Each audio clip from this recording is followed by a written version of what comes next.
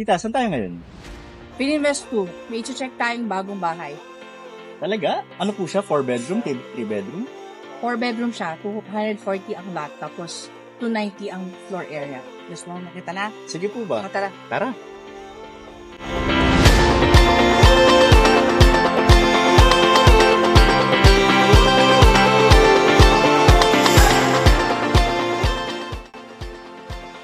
Wow!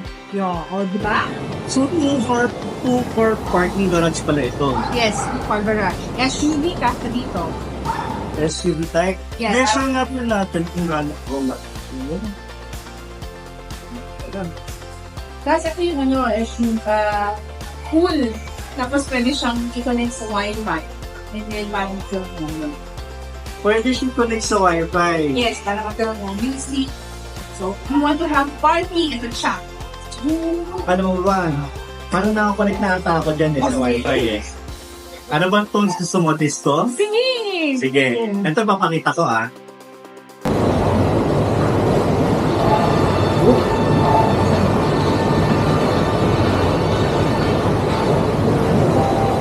Yan.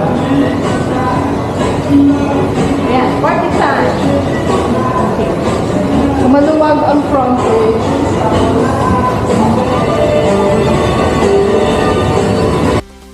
So, maluwag ang niya, sides.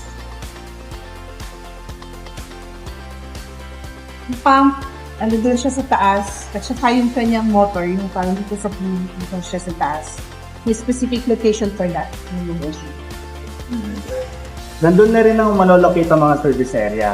Yes, doon sa likod. Puntaan natin yan mamaya. Doon muna tayo sa loob. Alay, sige po. Tara! Wow! Ang lawak! High ceiling! May Yes, cove lights. Tapos, this is your living area. Living. And then, this is your...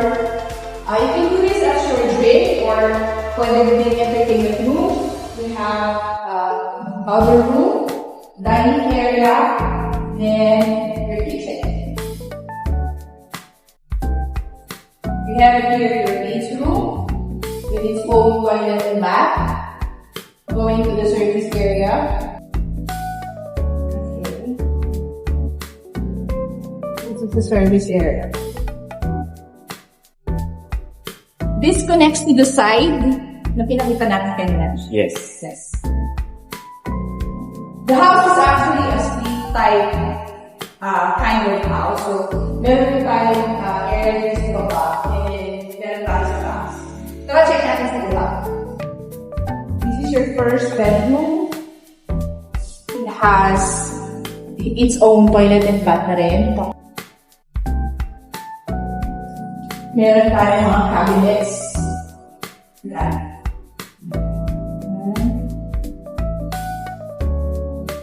And then, toilet and bath.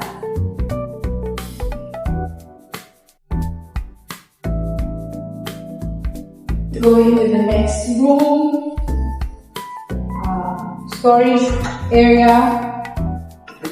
And then, extra room.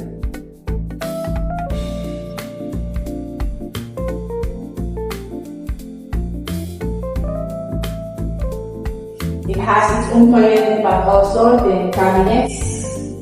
That's it. Okay, let's go to the 2 more rooms.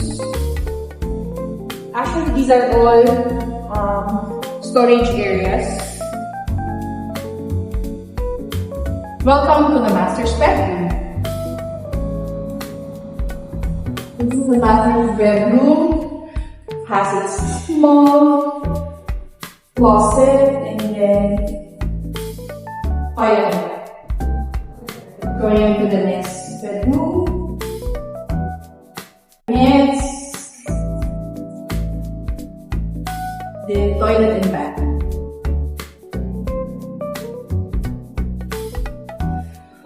As you can see, these are all private. Also, then concrete walls. Solid walls. Uy, dito, ang ganda naman pala dito. Ay, diba? Actually, gusto ko parking dun sa swimming pool area. Alam ko kung bakit. Bakit po? Nakakaisip ba? Yes. Napaka-relaxing po yan. Tapos ang magandaan kasi doon, like for example, galing ka sa work. Pagod ka, nandun lang, paka-accessible lang. Labas ka lang pa dito sa loob ng house mo. Then nandun ka lang sa gilid. Relax, unwind. Then sa taas, may Bluetooth. So may mga speakers ka din. And may mga sounds na gusto nyo pakinggan. Right. So, 240 square meters ito ang back area. And then, 290 ang kanyang floor area for bedrooms na rin siya. Tapos, may separate lang yung room. Meron ka pang entertainment area or going office. So, pwede naman ilagay mo whatever you want. It's a big house. Tapos, high ceiling. So, what more do you ask?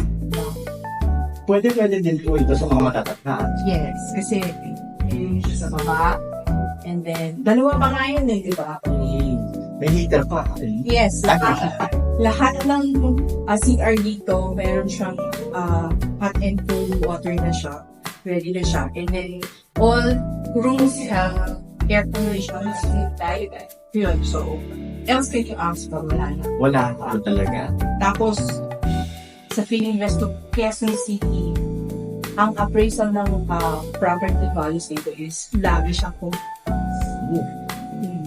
Teka, kano po ito? This is 25.8 million, open to cash and bank financing.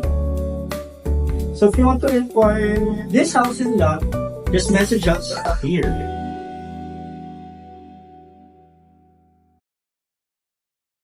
So this is Vic Sanseco, And then I'll buy. and we got the bounce.